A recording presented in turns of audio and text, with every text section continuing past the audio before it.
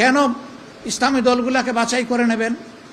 দেখেন, এই 5 তারিখের পরে দেশে পরিবর্তন আসার পরে কোথাও কি দেখেছেন বা শুনেছেন যে ইসলামী দলের কেউ চাঁদাবাজিতে লিপ্ত হয়েছে?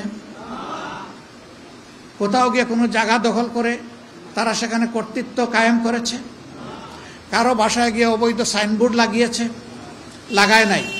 কারো মায়ের উপর, বোনের উপর তারা হাত তুলেছে, চোখ তুলেছে, খবর পেয়েছেন? নাই। কেন নাই? কারণ এই আল্লাহওয়ালা লোকগুলা কোরআনকে অন্তরে ধারণ করে এবং আল্লাহকে ভয় করে। তারা বিশ্বাস করে আমার কলমের জুড়ে, আমার গায়ের জুড়ে, আমার অর্থের জুড়ে আমি যদি কারো উপর জুলুম করি, দুনিয়ার কেউ দেখুক না দেখুক, আমার আল্লাহ আমাকে দেখছেন এবং এই ব্যাপারে আল্লাহর দরবারে আমাকে বিচারের মুখোমুখি হতে হবে। সেই বিচারে কোনো অবৈধ প্রভাব কেউ খাটাতে পারবে না। তার বিচার সম্পূর্ণ বাস্তব, সত্যনিষ্ঠ, নিরপেক্ষ, পূর্ণাঙ্গ। একটা মানুষ দুনিয়া এমনও আছে একাধিক খুন করে, 10, 15, 20টা খুন পর্যন্ত করে। আপনি খুনের শাস্তি ফাঁসি, কয়বার আপনি তাকে ফাঁসি দিবেন? একবারের বেশি পারবেন না। কিন্তু আল্লাহর দরবারে সেই শাস্তি আছে। আল্লাহ একটা ফাঁসির জন্য যে শাস্তি কাউকে দিবেন, 10টা ফাঁসি যদি করে তাইলে তার 10 গুণ দেওয়ার এখতিয়ার আল্লাহ তাআলারই কেবল আছে, কোনো মানুষের নাই। এই ভয় যখন একটা মানুষের অন্তরে থাকবে, তখন মানুষের জীবন, সম্পদ এবং ইজ্জত এই লোকদের হাতে নিরাপদ হয়ে যাবে ইনশাআল্লাহ। গত 10 মাস তার প্রমাণ। এত মজলুম আমরা, তারপরে আমাদের কর্মীরা চাঁদাবাজি করে না, দখল বাণিজ্য করে না, মানুষকে ভয় দেখায় না, গায়ের জুড়ে কোথাও কোনো বাড়াবাড়ি করে না। হ্যাঁ, 2-1 জায়গায় সামান্য ব্যতিক্রম হয়েছে। পান থেকে সামান্য চুন ঝরে পড়েছে, আমরা গলার চেপে ধরেছি। আমরা কাউকে খাতির করি নাই, ঠিক মতো তাকে আমরা আমাদের শাস্তির আওতায় এনেছি। এরপরে কোথাও কোথাও আমরা আইন শৃঙ্খলা বাহিনীর হাতে তুলে দিয়েছি।